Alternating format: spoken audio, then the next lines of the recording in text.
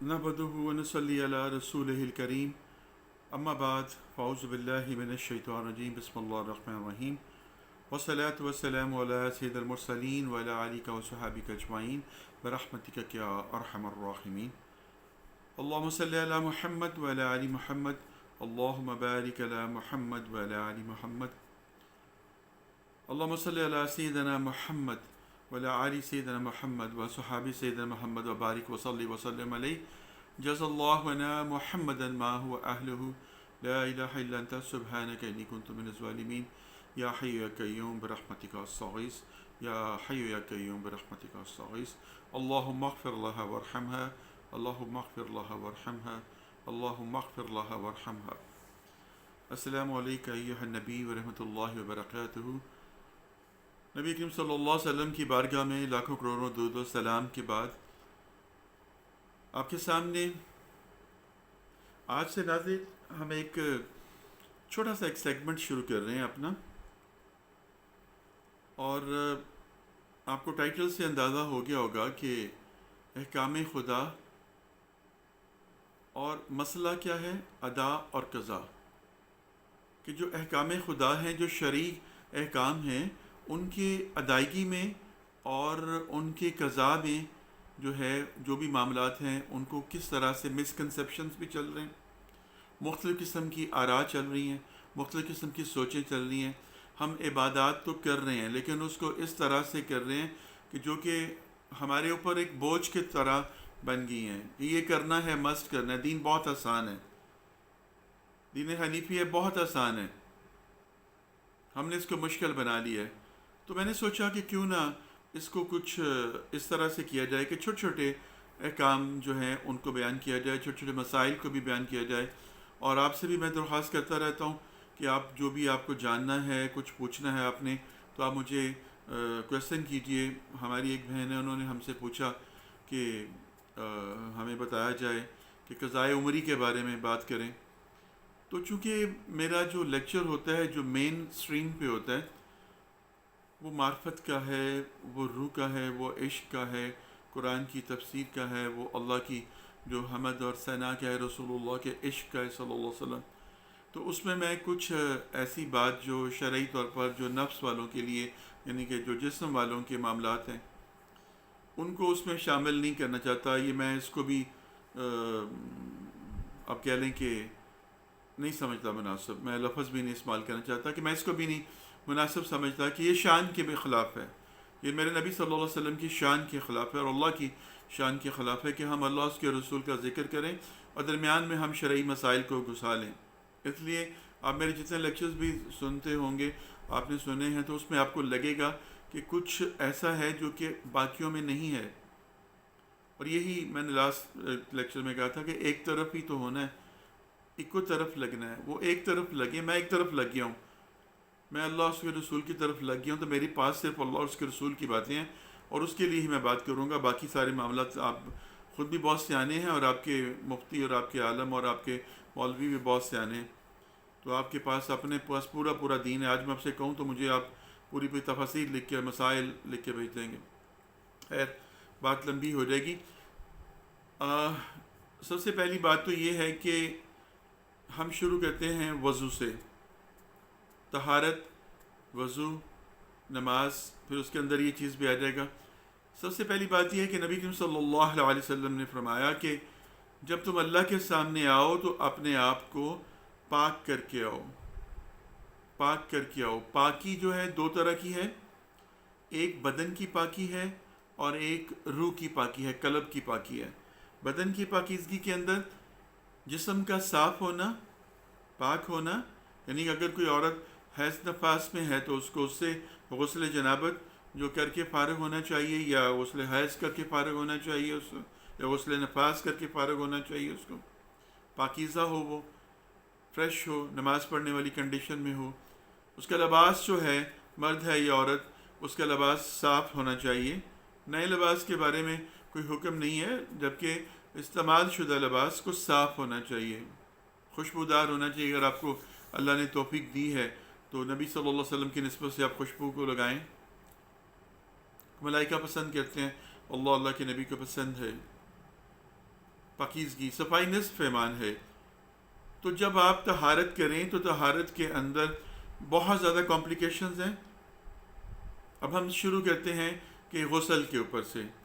ہماری جنریشن کو 90% جنریشن کو یہی پتہ نہیں ہے کہ غسل اور نہانا کیا ہوتا ہے. وہ نہانے کو ہی غسل سمجھتے ہیں. اب غسل جمعہ بھی ہے، جمعے کے روز کا غسل کرنا، اپنے آپ کو پاکیزہ کرنا، صاف کرنا. غسل جنابت بھی ہے، وہ بھی جب جنبی ہو گیا ہے، میاں بیوی کا ریلیشن ہو گیا یا بچوں کو احتلام ہو گیا، کوئی بھی ایسا مسئلہ بن گیا تو وہ ان کے لیے ضروری ہے. اب شرح بالکل اوپن ہے، اس میں بات کو بتانے کے لیے الفاظ کا استعمال کرنا پڑتا ہے، معافی دیجیے گا. اکثر مجھ سے سوال پوچھا بھی جاتا ہے، اور نبی صلی اللہ علیہ وسلم کے زمانے میں بھی یہ سوال پوچھا گیا کہ کیا عورت بھی جو ہے اس کو بھی احتلام ہوتا ہے، نائٹ فال جس کو ہم بولتے ہیں. تو آپ صلی اللہ علیہ وسلم نے فرمایا کہ اللہ کی بندی، تو پھر بچہ ماں پہ کیوں جاتا ہے؟ اگر ایسا نہ ہو تو بچہ ماں پہ کیوں جاتا ہے؟ اس کی شباہت ماں پہ کیوں ہوتی ہے؟ یعنی مرد اور عورت کا دونوں کا ہی پانی جو ہوتا ہے وہ مل کر میلاب سے جو ہے وہ بچے کی تخلیق کرتا ہے، تو اس لیے دونوں کا ہی ضروری ہوتا ہے. تو کیا اس کی کیا نشانی ہے، کس طرح سے پتہ چلے گا؟ تو اس کے بارے میں جو سیدہ عائشہ صدیقہ رضی اللہ تعالیٰ عنہ کا میں پڑھ رہا تھا، انہوں نے بتایا کہ خواتین کو کہ جب عورت دیکھے کہ اپنے کپڑے کے اوپر وہاں پر اس حصے میں کچھ نشان ہے یا اس طرح سے اکراہٹ ہے اس میں، تو اس کو یہ محسوس کر لینا چاہیے کہ میرے ساتھ یہ معاملہ ہو گیا ہے، اب اس کو اس کے لیے غسل ضروری ہے. لیکن کچھ خواتین کو جو خواتین کا عوارض ہوتا ہے، لیکوریا وغیرہ کا ایشو ہوتا ہے، تو اس میں ان کے لیے غسل کرنا جو ہے بار بار ضروری نہیں ہے. وہ ہر بار ایک تازہ وضو کر کے اپنے اس حصے کو صاف کر لیں تو الحمدللہ کپڑے کو بھی صاف کر لیں تو ان کی نماز اسی میں ہو سکتی ہے. اور دوسری بات یہ ہے کہ جب آپ نے ایک کپڑے کے اوپر اگر نجاست اس طرح کی لگی ہے اور آپ کو جو اس کو دھونا ہے تو آپ اس کو پکڑ کے دھوئیں، ایک مرتبہ اچھی طریقے سے چٹکیوں کے ساتھ اس کو مل دیں ایسے. اس کے بعد پھر اس کو چھنڈیں، پھر کریں، پھر 3 دفعہ کریں، اس کو ایسے چھنڈ دیں آپ، تو آپ کا جو ہے نا وہ کپڑا پاک ہو گیا. نبی کریم صلی اللہ علیہ وسلم کی ایک حدیث میں عائشہ صدیقہ رضی اللہ تعالیٰ فرماتی ہیں کہ آپ ایک روز فجر کی نماز سے پہلے میں نے آپ کی تہمت جو ہے اس کو ایسے دھویا، دھونے کے بعد اس حصے کو میں نے ایسے چھنک دیا، چھنکنے کے بعد چھنڈ دینے کے بعد آپ نے وہی تہمت باندھی اور اس کے ساتھ جا کر آپ نے فجر کی نماز کو ادا کیا. تو یعنی اس میں بتانے کا مقصد کیا تھا کہ اس کے خشک ہونے کا انتظار کرنے کی آپ کو ضرورت نہیں ہے. اگر آپ کے پاس دوسرا لباس نہیں، جبکہ آج کل ہمارے پاس ایسا ایشو نہیں ہے، آپ کے پاس دوسرا لباس نہیں ہے تو آپ جو ہے اس کو اس طرح سے کر سکتے ہیں.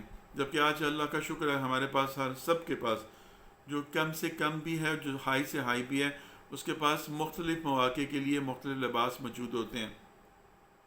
اگر کسی بیوی کو یہ پرابلم ہے یا کسی بچے کے ساتھ یہ مسئلہ ہے تو وہ اس کو اپنا ایک شلوار، اپنا ٹراؤزر، اپنی ایک کوئی بھی ایسا لباس جو ہے وہ ایک ٹانگ دینا چاہیے، الگ سے رکھ دینا چاہیے نماز کے لیے. وہ بھی اس کے لیے دعا کرے گا.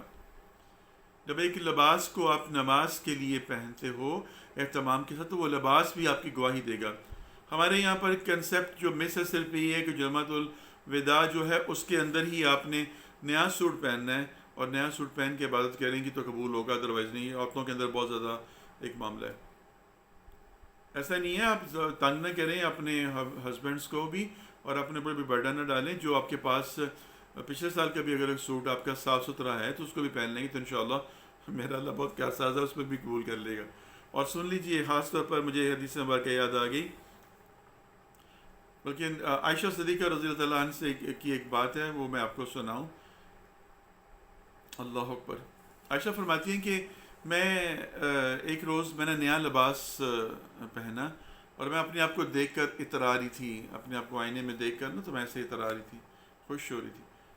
ابوبکر صدیق رضی اللہ تعالیٰ عنہ تشریف لے کر آئے اور انہوں نے مجھے دیکھا تو مجھ پہ غصے کا اظہار کیا اور کہا کہ عائشہ، یہ جتنی دیر تک تم اپنے آپ کو دیکھ کر خوش ہو رہی تھیں، اترا رہی تھیں، مجھے ڈر ہے کہ تم رب کی غضب کی نگاہ میں تھی. اللہ اکبر. انہوں نے کہا کہ والد محترم میں اس وجہ سے کہا، ہاں، تفاخر صرف اللہ کی ذات کو پسند ہے، اللہ کو ہی لیے تفاخر، فخر کرنا، اپنے آپ کو جو ہے خود ستائشی کے اندر جانا، یہ ناپسند کیا گیا۔ عاجزی میں رہنا چاہیے، انکساری میں رہنا چاہیے۔ عائشہ فرماتی ہے کہ میں نے گئی اور جا کر میں نے وہ لباس اللہ کی راہ میں صدقہ کر دیا۔ جب میں واپس آئی اپنے والد کو جب بتایا تو انہوں نے دیکھا، انہوں نے کہا کہ ہاں ہو سکتا ہے کہ اب یہ تمہارا عمل اللہ کے غصے کو، غائز کو تم سے کم کر دے۔ اللہ اکبر کبیرہ۔ تو اب دوسری حدیث مبارکہ سن لیجئے۔ نبی کریم صلی اللہ علیہ وسلم کے پاس ایک شخص آیا، اس کے بال کھچڑی بنے ہوئے تھے، بالکل ایسے لٹیں سی بنی ہوئی تھی، گندے سے کپڑے پہنے ہوئے تھے۔ آپ نے اس سے کہا کہ تمہارے پاس وسائل نہیں ہیں کیا، کہ رب نے تمہیں وسائل نہیں دیے؟ اس نے کہا بے شک یا رسول اللہ صلی اللہ علیہ وسلم، رب نے مجھے وسائل دیے ہیں، میرے پاس مال اسباب ہے کہ میں اچھا لباس پہن سکتا ہوں۔ تو آپ نے فرمایا کہ پھر اللہ جمال ہے، جمالت کو پسند کرتا ہے، تو تم کیوں نہیں پہنتے اچھا لباس؟ اسراف سے بچو، بہت زیادہ جو ہے وہ شو آف جو ہے، بہت زیادہ ایکسیس جو ہے اس سے بچو۔ بخل بھی اللہ کو پسند نہیں، اور اسراف بھی، بیجا فضول خرچی بھی اللہ کو پسند نہیں ہے۔ درمیانہ راستہ جو ہے اس کو پسند کریں۔ تو ایک مسئلہ آپ کا کلیئر ہو گیا کہ آپ کے لیے لباس کا صاف ہونا، ستھرا ہونا ضروری ہے، آپ کا لباس کا نیا ہونا ضروری نہیں ہے۔ عیدین کے اوپر جب ہم نماز پڑھنے کے لیے جاتے ہیں تو نیا لباس سلواتے ہیں، یہ ہمارا اپنا ایڈاپٹیڈ ہے، ہمارے وسائل اگر ہیں، کیونکہ میں یقین کے ساتھ کہہ سکتا ہوں کہ ہم سب کے پاس نئے سوٹ ہوتے ہیں جس میں ہم عید کی نماز ادا کر سکتے ہیں، تو وائی ناٹ۔ اب جس طرح کے لائف سٹائل کو ہم گزار رہے ہیں اور جتنی مہنگائی ہو گئی ہے، ایک سوٹ، ایک نارمل سا واجبی سا سوٹ بھی اگر آپ بائی کریں یا اس کو سٹچ کروائیں تو 5,000 6,000 سے اوپر چلا جاتا ہے جینٹس کا۔ خواتین کا تو یہ توبہ ہی ہے جی، تو اس کے بارے میں تو شاید میں یہاں پر کہوں تو میرے پر بڑے فتوے لگ جائیں، لیکن بہرحال میں نے یہ کر دیا ہے، اس سے سمجھ آ جائے گی کہ کیا ہے۔ تو تھوڑا سا خیال کیجئے، اللہ تعالیٰ کی ناراضگی کی نظر نہ لیجئے، اور دکھاوے کے اوپر نہ کریے کہ میں نے یہ سوٹ پہلے بھی پہنا ہوا ہے، اب پھر پہنوں گی تو ایسے ہی ہو جائے گا، ایسے ہو جائے گا۔ بے شک بننا سنورنا عورت کا حق ہے، اس کو اچھا لگتا ہے اور بننا سنورنا بھی چاہیے اس کو، لیکن اس کے اندر تھوڑا سا پنجابی کہنا ہاتھ والا رکھو ذرا بن جاتا۔ بڑی مظلوم جی کریچر جو مرد نے نا، بڑے مظلوم جو ہیں، عورتیں بڑا ظلم کرتی ہیں بیچاری۔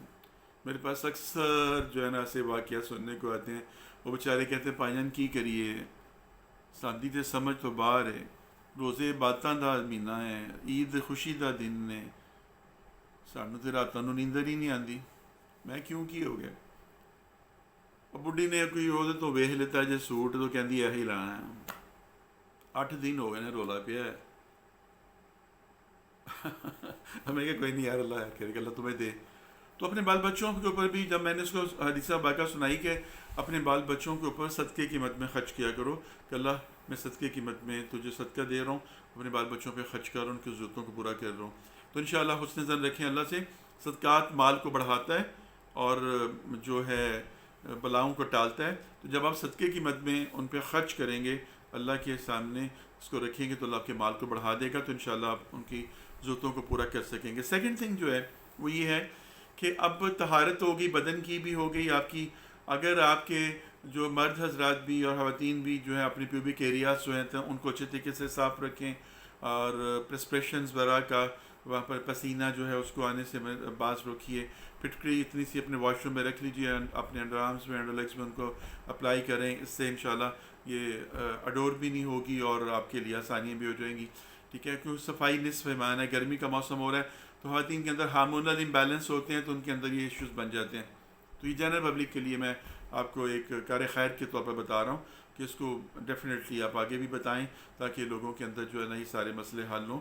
بہت ایشوز بن جاتے ہیں، ہر گھر میں، ہر روم میں اے سی ہوتا ہے لوگوں کے پاس۔ اب کسی کے ساتھ آپ گاڑی میں بیٹھ گئے ہو، یا کسی کے ساتھ اگر آپ جیسے کہ کمرے میں بیٹھ گئے اور وہ آپ کو دیکھ کر اپنا ناک کو پکڑے یا وہاں سے اٹھے، تو یہ آپ کے لیے لکس ناٹ گڈ، ٹھیک ہے جی؟ تو طہارت جو ہے بدن کی جب ہوگی تو پھر ایسا نہیں ہوگا۔ تو ریمیڈی میں نے آپ کو بتا دی۔ اب جب بدن کی طہارت ہو گئی، لباس صاف ہو گیا، اب اس کے بعد آپ جو ہیں نیت کریں اپنے رب کے لیے نماز پڑھنے کی، جو ان سے بھی نماز کا وقت ہے، اور نماز کو اس کے مقرر اوقات میں ادا کرو۔ اب میں اسی ٹاپک کی طرف آ رہا ہوں، نماز کو اس کے مقرر اوقات میں ادا کرو۔ اب نماز سے پہلے آپ کے پاس کچھ ایک دو چیزیں اور بھی ہیں جو کہ میرے نالج میں آئی ہیں آپ کو شیئر کرنا، کہ پانی کی اویلیبلٹی نہیں ہے اور آپ جو ہیں اس کی وجہ سے نماز نہیں پڑھ پا رہے ہوتے۔ اکثر گھروں میں جی پانی نہیں ہے جی، اور میرا غسل بھی ہونے والا ہے اور وضو بھی نہیں میں کر سکتا یا کر سکتی، تو مجھے اس کے لیے اول تو ابھی آج کل تو یہ ایسا ایشو ہے ہی نہیں ہے، پانی ہمارے گھروں میں موجود ہوتا ہے، پینے والے پانی کے ساتھ اگر آپ وضو کر لیں گے، اگر اسی پانی کے ساتھ اگر آپ غسل بھی واجبی سا کر لیں گے تو کوئی حرج بھی نہیں ہے۔ لیکن آپ کو جو ہے اگر اس چیز سے بھی قباحت ہے تو آپ کے پاس پاک مٹی ہے، اسے تیمم کر لیجئے۔ پاک مٹی تیمم کا جو حکم ہے وہ بیمار کی بیماری اگر پانی لگنے سے بڑھتی ہے تو اس کو تیمم کے ساتھ وضو کرنے کی اجازت ہے۔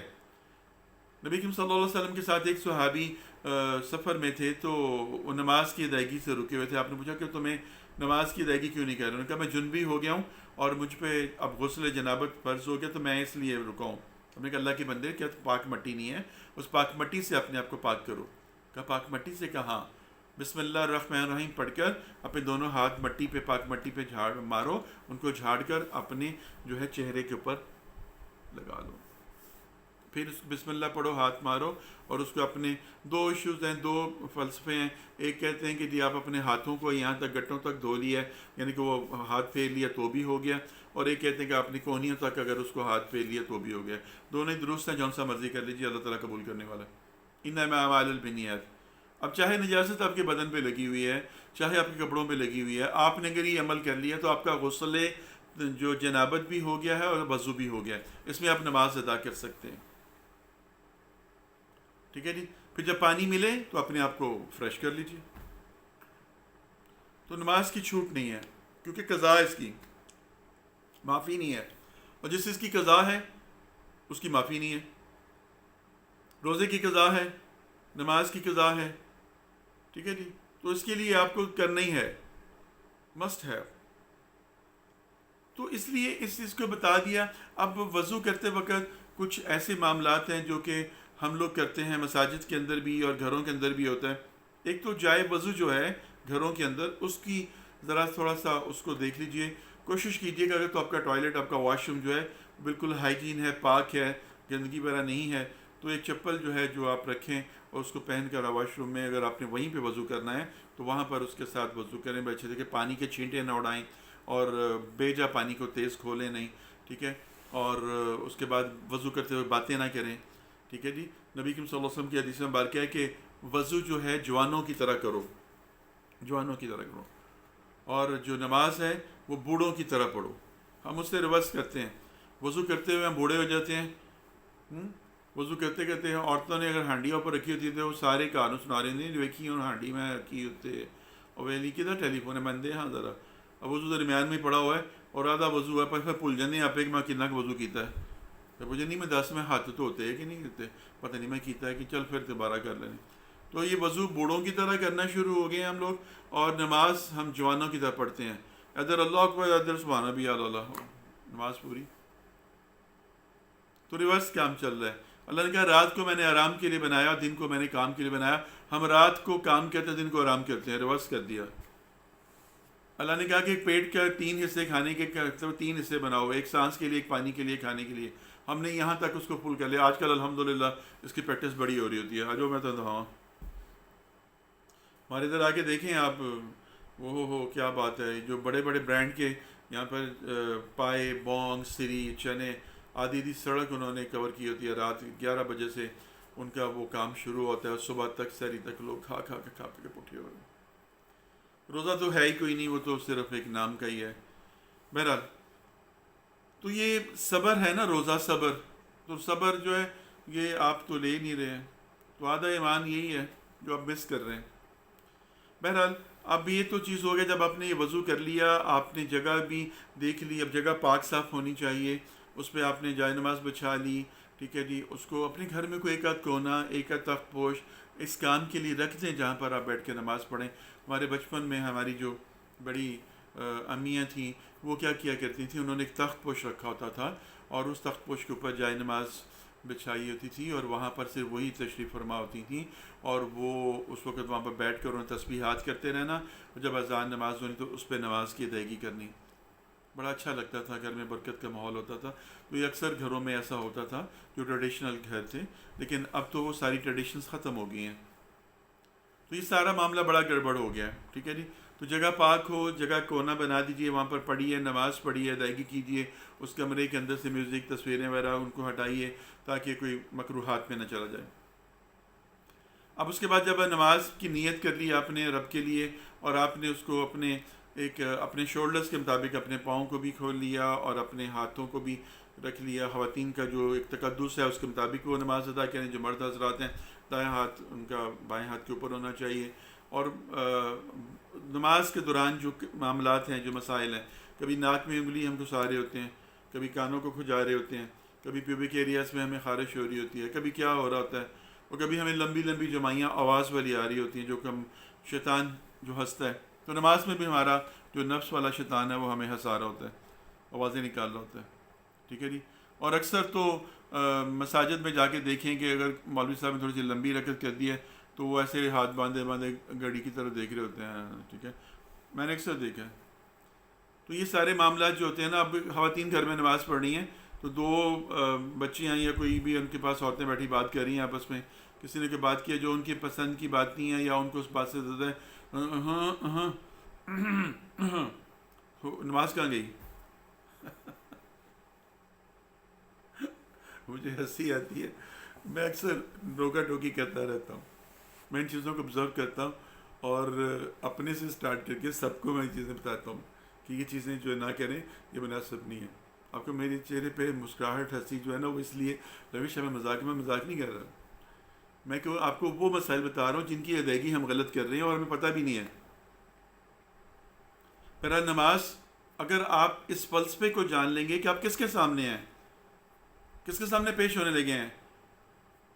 علی مرتضیٰ شیر خدا جو ہیں، مولا علی جب نماز کے لیے کھڑے ہوتے تھے، وضو کے لیے جاتے تھے تو سر کامتے تھے نماز کے لیے. کہتے اس بوجھ کو اٹھانے کا وقت آ گیا جس کو سب نے انکار کر دیا تھا. اس بڑے کے سامنے پیشی ہے میری، بار بار خلال کرنا، بار بار دیکھنا کہیں کوئی خشک نہ رہ جائے، کوئی پتہ نہ چلے. تو یہ معاملات ہوتے ہیں جن کی نمازیں، جن کے سروں کے اوپر پرندے آ کے بیٹھ جاتے تھے، ان سجدوں میں پتہ نہیں چلتا تھا. تو نماز میں خشوع اور خضوع شامل کیجئے. اب نماز میں خشوع اور خضوع شامل ہو گیا. خشوع کہتے ہیں خشیت الہی، رب کے ڈر کہ میں کس کے سامنے ہوں. خضوع کہتے ہیں ارکان کا مکمل طور پر ادائیگی کرنا. نیت کی آپ نے، اس کے بعد جو اس نیت میں بھی ایک چیز آپ کو میں بتا دوں کہ آپ فجر کی نماز پڑھنے کے لیے گھر سے جا رہے ہیں تو سنتے ہیں گھر میں ہی پڑھیں آپ. بڑی اچھی بات ہے، حکم ہے، حدیث میں بار کے گھر کو قبرستان نہ بناؤ. جو صورتیں ہیں بات کی جو نفل ہیں وہ جو سنتے ہیں وہ گھر میں پڑھا کرو.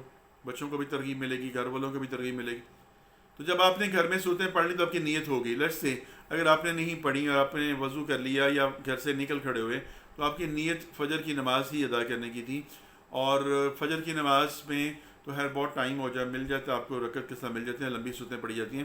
چلیں آپ درمیان کی نمازوں میں آ جائیں. ظہر کی نماز ہے، عصر کی نماز ہے، مغرب ہے. تو اس میں جو ظہر اور عصر کے درمیان آ جائیں، جو سی بھی نماز آپ کو مل رہی ہے.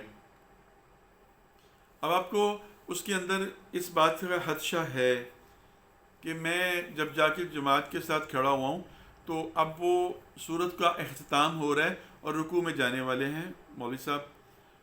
تو آپ اس وقت جو ہے اپنا قیام پورا کر کے تو ان کے ساتھ رکوع میں چلے جائیں. نیت آپ کی جو ہے وہ جب آپ گھر سے چلے تھے تو آپ کی گھر سے جا کے وہ نماز فجر پڑھنے کی ہی نیت تھی، نماز ظہر پڑھنے کی ہی نیت تھی.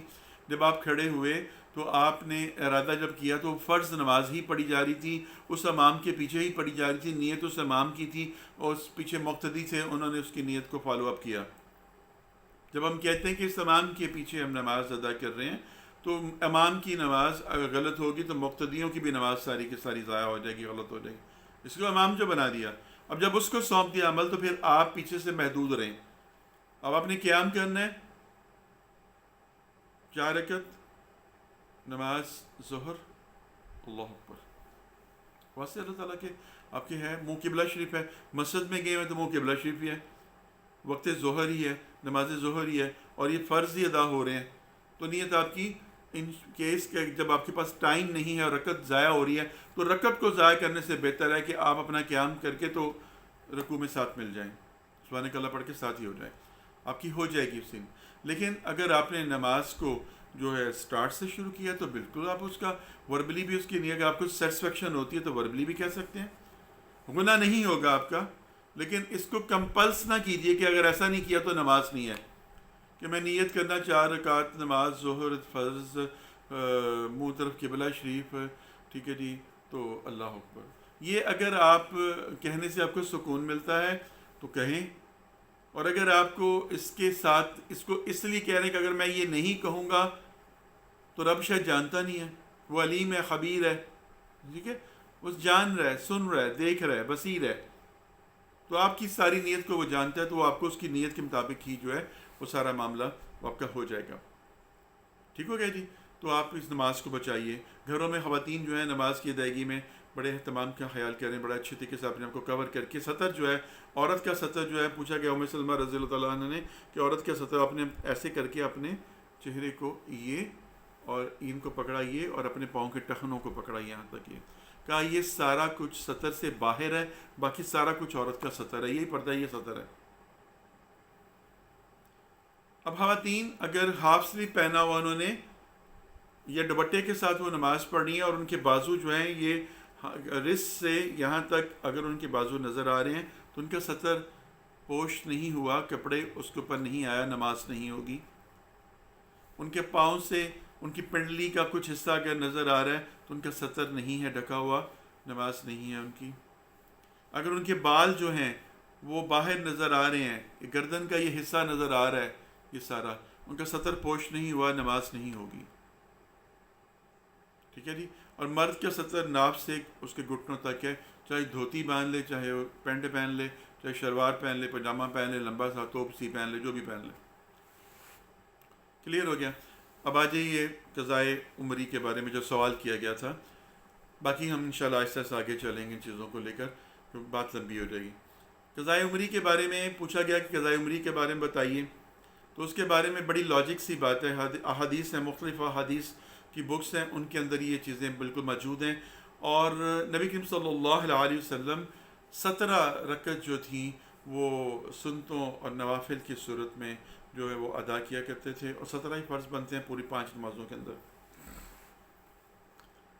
اب میں نے یہاں سے اس کا آغاز اس لیے کیا ہے کہ تاکہ آپ کو سمجھ آئے. شرع کے اندر احادیث کی روح سے قضائے عمری کا کوئی کنسیپٹ نہیں ہے الگ سے. اب ایک بچہ بالغ ہوا 17 سال کی عمر میں, 16 سال کی عمر میں, لڑکا یا لڑکی جو بھی جس عمر میں بھی وہ بالغ ہو گیا, اس پہ نماز کی فرضیت ہو گئی.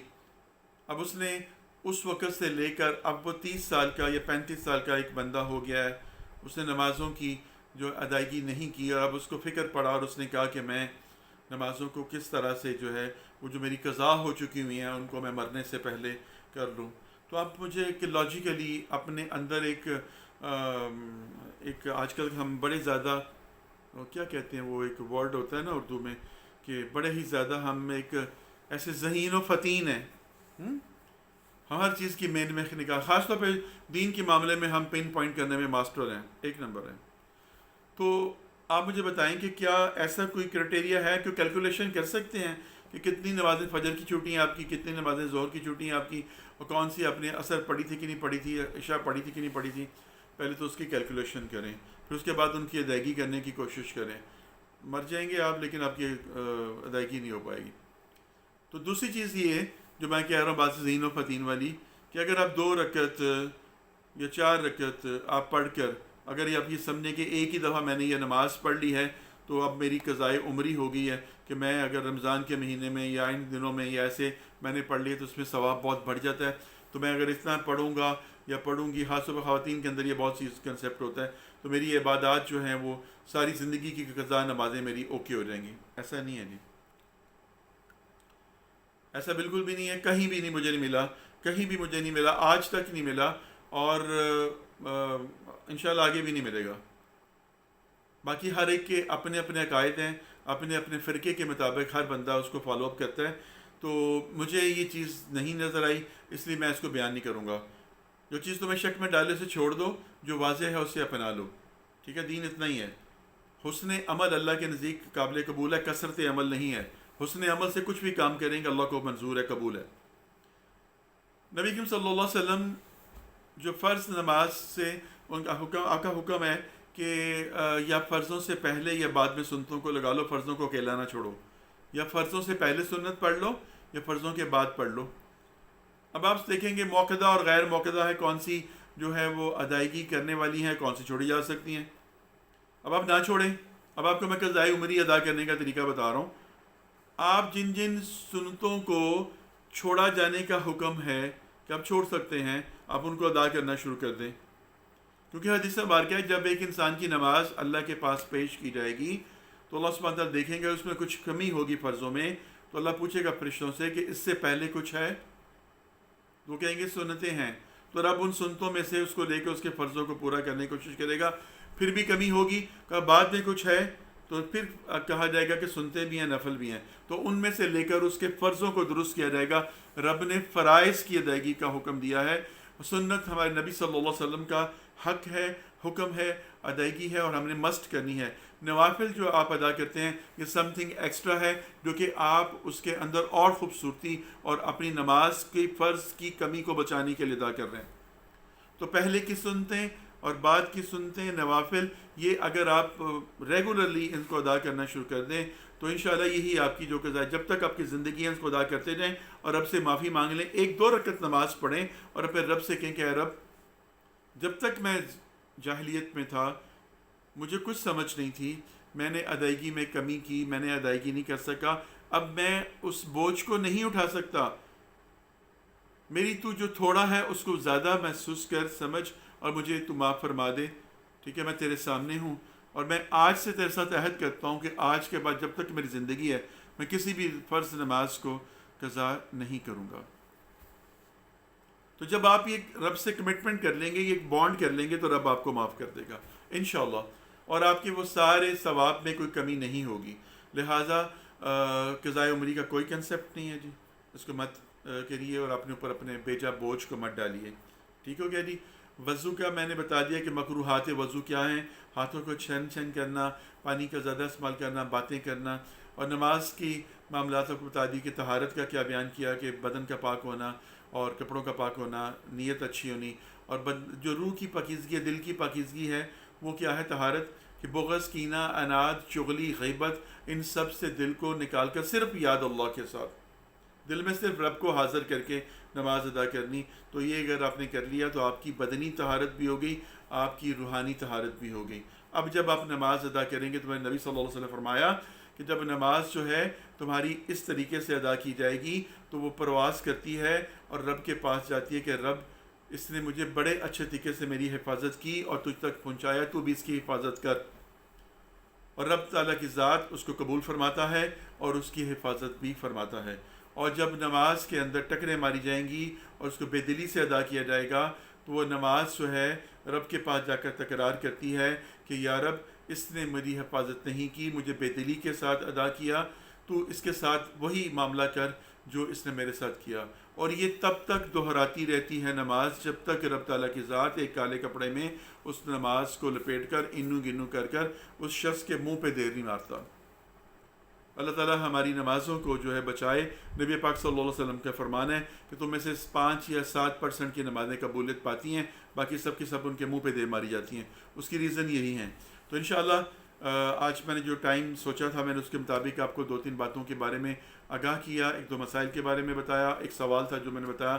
اس طرح سے سوال کیجئے تو میں آپ کو انشاءاللہ اس کے بارے میں بھی جو غلط قسم کے معاملات ہیں، یہ اس کا پارٹ 1 ہے، ٹھیک ہے؟ اب اس کا پارٹ 2, 3, 4 اس کا اسی ٹاپک کے ساتھ، اسی ٹائٹل کے ساتھ آپ کو ملے گا۔ جب بھی اس کا پارٹ 1 یہ آپ سمجھ لیجئے، اس کے بعد پارٹ 2, 3, 4 اس کے اندر یہی ہوگا کہ احکام الہی جو ہیں، احکام خدا، اور مسئلہ کیا ہے، ادا اور قضا، ادا اور قضا کا مسئلہ کیا ہے۔ تو ہم اس کے اندر اپنے ٹاپک کے اندر ان چیزوں کو کلیئر کریں گے اور مسائل بھی آپ کا علم آتا جائے گا۔ اس طرح سے ہمیں ایک دین کی سکھاوٹ بھی ہوتی جائے گی، اور جو اپنا ایک میرا جو کہہ لیں کہ جو دل کا جو ایک معاملہ ہے وہ انشاءاللہ جو ریگولر ہمارا جمعراتی جمعے کو جو ہم درس کرتے ہیں اس کے اندر آپ کے ساتھ انشاءاللہ وہ عشق کی، معرفت کی، محبت کی باتیں ہوتی رہیں گی۔ تب تک کے لیے اپنے روزوں کی حفاظت کیجیے، اپنی نظر کا، جسم کا، روح کا روزہ رکھیے، صبر کا روزہ رکھیے، اور غریبوں کو، ناداروں کو اپنی زکوٰۃ کے معاملے سے ان کو بھی ساتھ میں لگائیے۔ اور زکوٰۃ جو ہے اس کے لیے کسی کو بتانا ضروری نہیں ہے کہ یہ زکوٰۃ ہے فلاں اہل بیت، تو ظاہر بات ہے سب کو علم ہے، ہوتا ہے، پتہ ہوتا ہے کہ کون ہے کون نہیں ہے، اس لیے آپ جو ہیں کسی کو بتانے کی ضرورت نہیں ہے، اس کی ضرورت کو پورا کریں انشاءاللہ۔ نیکسٹ میں جو پارٹ 2 کے اندر میں کوشش کروں گا کہ آپ کو اس کے بارے میں بھی بات کروں۔ آپ کے درمیان کوئی سوال ہو، کوئی کنٹروورشن بات ہو، کوئی ذہن میں ایسی کویشچن ہو جو جاننا چاہتے ہوں، جس طرح سے انہوں نے کوشش کی اور موٹیویٹ کیا، آپ بھی کوشش کریں، موٹیویٹ کریں، میں آپ کو بتاؤں گا۔ از خود میرے پاس کچھ نہیں ہے کہ میں کچھ کہوں، مجھے سمجھ ہی نہیں ہے کہ میں کیا کہوں، میں کوئی دین سکھانے کے لیے نہیں بیٹھا ہوں آپ کو، نہ ہی میرے پاس کچھ ہے، میں نے آپ سے بات کرنی ہے، میری باتوں میں سے کوئی بات آپ پک کر لیں، اس کو اپنا لیں۔ اللہ تعالیٰ میرا اور آپ کا حامی و ناصر ہو۔ وما علینا الا البیان، صدق اللہ العظیم۔ اللہم صلی علی محمد وعلی آل محمد، اللہم بارک علی محمد وعلی آل محمد، فی امان اللہ۔